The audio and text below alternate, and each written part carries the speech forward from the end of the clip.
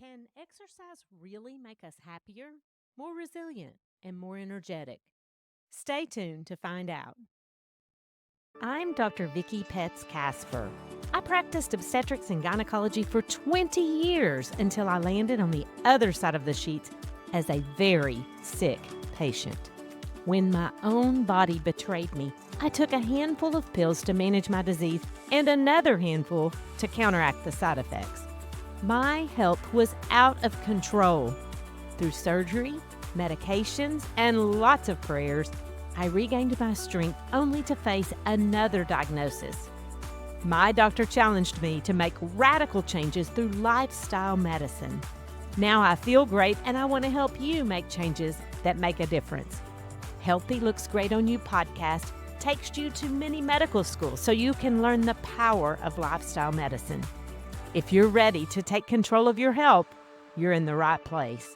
Whether you're focused on prevention or you're trying to manage a condition, I'll give you practical steps to start your own journey toward better health, because healthy looks great on you. This is episode 142. Move for a good mood. Have you ever said to yourself, I'm so tired? And then you just want to sit on the couch and scroll through social media or watch your favorite series. This is not rest, and it won't fix your lack of energy. In fact, it will make it worse. Sitting zaps your energy, and it's a vicious cycle. You sit and do nothing, rewind and repeat. It's time to change gears and shift out of neutral and get a boost of energy. And if you're already on the movement train, stay tuned. I think you'll enjoy the science. In fact, let's start there. Today, in mini medical school, we're going to review the family of neurochemicals that are responsible for mood. And if you haven't even been introduced to endorphins, dopamine, and serotonin, you might want to listen to episode 141, How Food Affects Mood. I'll put a link in the show notes. These neurotransmitters can improve mood and reduce feelings of stress and anxiety. Also, cortisol levels can be reduced by exercise, which creates feelings of relaxation and improved mood. Not to mention the effects on sleep, metabolism, and weight. Let's start with some basics. There is a difference between physical activity and exercise. Physical activity is anything that gets you moving and requires energy. Things like cooking and cleaning the kitchen or housework of any kind, yard work, even just going to the grocery store. That's considered physical activity. Exercise, on the other hand, is intentional activity for the purpose of physical fitness. This is things like running, classes at the gym, lifting weights, doing aerobics. These things are considered exercise. Physical activity and exercise benefit both physical and mental health. In addition to reducing symptoms of anxiety and depression, sleep patterns may be improved, and lack of sleep definitely affects mood. Who doesn't have a more positive outlook after a restful night of sleep? And speaking of sleep, if this is something you struggle with, you're going to want to make sure you're on my email list, because we're going to do a whole series on sleep very soon. Check the show notes for a link on how to sign up, or just go to my website, www.healthylooksgreatonyou.com. When you exercise, it opens up the blood vessels and improves blood flow to important organs, like the brain. And that can help with mental clarity and overall brain health. We used to think that adults could not grow new brain cells, but it turns out that's wrong. So think of exercise as fertilizer for forming new blood vessels. And they may be able to nurture new neural connections, which can improve cognitive function. We call that process neurogenesis, and to me, it's pretty exciting.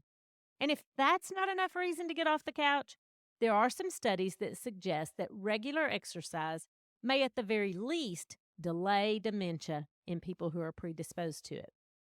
Exercise also has a significant impact on health conditions like diabetes, high blood pressure, high cholesterol, and arthritis. People who are active tend to have more self-esteem and confidence. And listen, there is a difference between being fit and thin. But if weight is your concern, remember 80% is related to diet. not exercise. It takes a lot of exercise to lose weight, but you can also be very skinny and very physically unfit. Now, before we dive into how physical activity and exercise can help lessen symptoms of anxiety and depression, I want to do a little dissection on the runner's high. And listen, I had never run enough to get a high, but I have experienced this sense of euphoria while pedaling my bicycle. And if you've never felt it, it's unbelievable. And even if you're not planning to lace up and train for a marathon, the biochemistry is pretty fascinating. Here's what happens. You start running or exercising very intensely, and you get your heart pumping, and it works harder and harder to increase the heart rate to make sure your muscles and brain are getting enough oxygen. And speaking of oxygen, you'll start huffing and puffing, but you keep going, pounding the pavement or the trail or whatever, and your body starts dumping endorphins into your bloodstream. And wow, there's this burst of euphoria and burst of energy that makes you feel like you can conquer the world and keep going.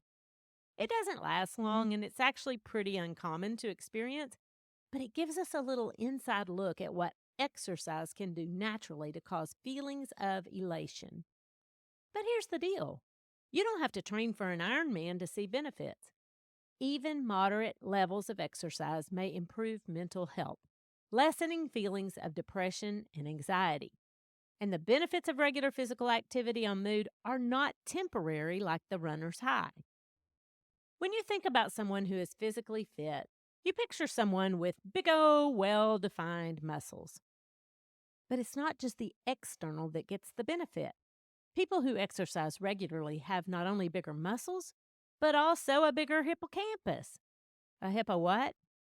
The hippocampus is the part of the brain that processes memory and learning.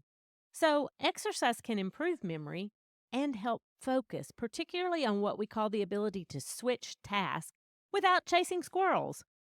But let's get back to mood, specifically depression and anxiety. And before I take another step, I want to acknowledge that depression and anxiety are serious mental health disorders, and I am in no way suggesting that a run around the block is going to fix it all. If you need help, please see your doctor or mental health care provider. There are lots of good medications and effective therapies, but there are also a lot of studies that look at the impact of exercise on mental well-being. And while it might not be a cure for significant anxiety and depression, there is no doubt it has a positive impact on mood. Setting fitness goals or completing challenges can give you a sense of accomplishment, and that helps you gain confidence. And if you participate in group fitness, and I highly recommend that you do, you get an opportunity to have conversations and social interactions and meet new people, and that's good for your mental health. Anything positive you do for your mind takes you in the right direction, whereas negativity takes you the wrong way. For example, turning to alcohol or tobacco or junk food to cope is not going to help your symptoms and ultimately leads to worsening. However, doing something good for your body, like exercising, will make you feel better and feel good about yourself. And when you're thinking about your feet, it's kind of hard to think about your problems. Exercise can stop the worry cycle, and that leads to less anxious thoughts and symptoms of depression. Right now, there's a lot of research being done to understand the exercise connection with mental health, but we know that it can help move you forward and especially help at keeping you in a good space in your head. So, how much exercise do you need? Well, the general recommendation for all healthy adults is a minimum of 150 minutes of moderate aerobic exercise per week. If you missed the episode on fitness, I'll put a link in the show notes, but here's one thing you need to know. Moderate exercise means you can still talk, but you can't sing. I mean, I can't sing anyway, but that's not because I'm breathing hard, but you know what I mean. Did you know that 20% of adults struggle with anxiety? And if you're one of them, you're going to want to listen to my interview with Dr. Michelle Bingston. She's a clinical neuropsychologist, and she wrote a book called Breaking Anxiety's Grip. It's a great episode, and I'll put a link in the show notes. Anxiety has a significant impact on your overall health. And here's the irony: people with anxiety tend to be less active. So if you're sitting on the couch feeling down and you're in that vicious cycle, where's the exit? If you're using activity to improve your mood, you're going to need to do it every single day. Add some activity in little increments, like take the stairs instead of the elevator. Park at the spot that's furthest from the store, not the closest one. And never drive to the mailbox. Even a little activity may help, though. So, can you find 10 or 15 minutes in your day to do some aerobic exercise? Because that's best. Or maybe you can take a class, or go for a walk, or dance in the kitchen, or skip down the street. Once, when my son was about 7 or 8 years old, we had a series of unfortunate events in our family. I'm not talking about little things, I'm talking about big things. And we were pretty devastated. I was trying to explain all of this to my little boy, and he looked up at me and said, "Mom, can we skip?" And I said, "What?" And he said, "Can we skip? Because when you skip, you feel happy." It was after dark, but we went outside, held hands, and skipped right on down the street.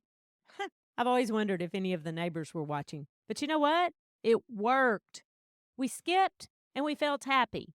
Usually you skip because you feel happy, but I think the reverse is true as well. So if you're having a particularly bad day because of bad circumstances, let me know if it works for you. But listen, the effects are cumulative. Once your mood improves, it's easier to start doing things that improve your mood. And the opposite is true as well. So this really is a cycle.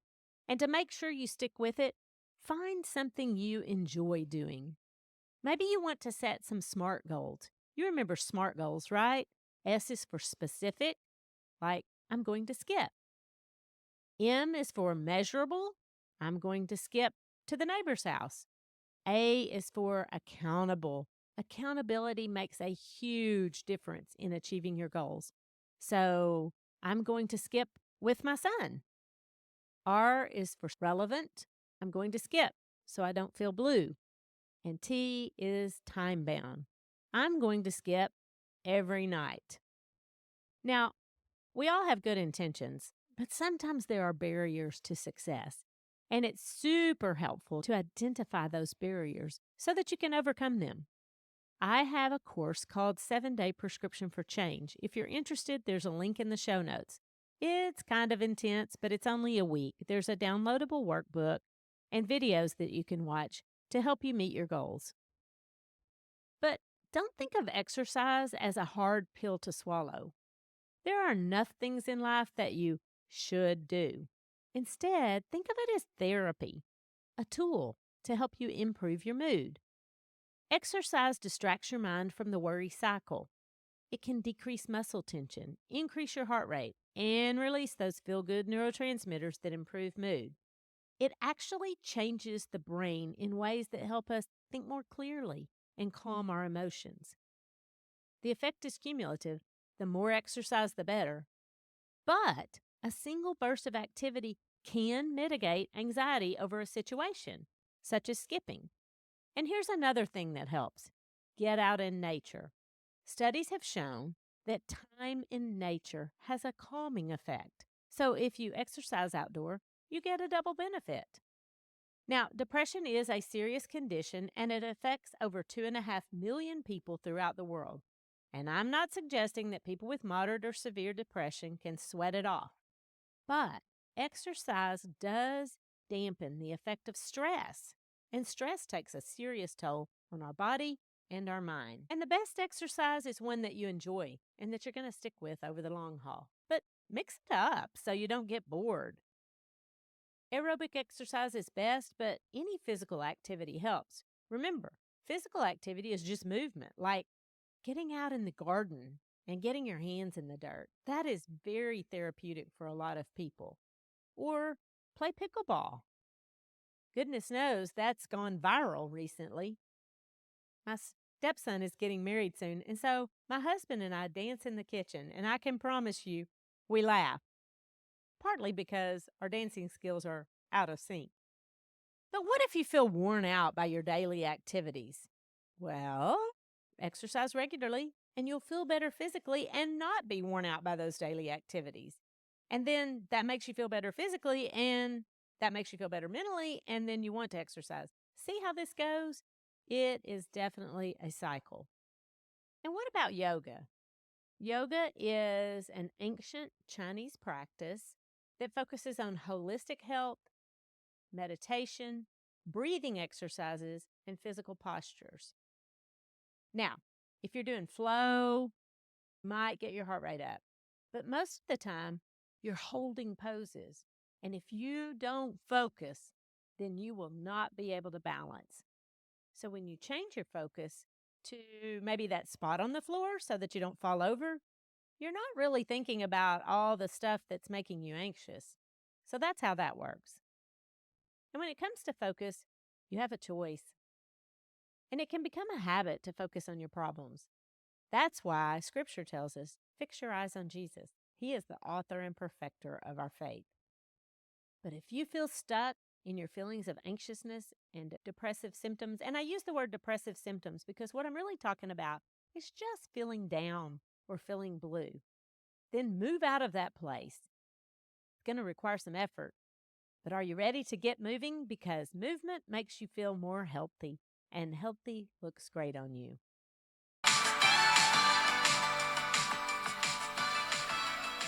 The information contained in this podcast is for educational purposes only and is not considered to be a substitute for medical advice. You should continue to follow up with your physician or healthcare provider and take medication as prescribed. Though the information in this podcast is evidence-based, new research may develop and recommendations may change.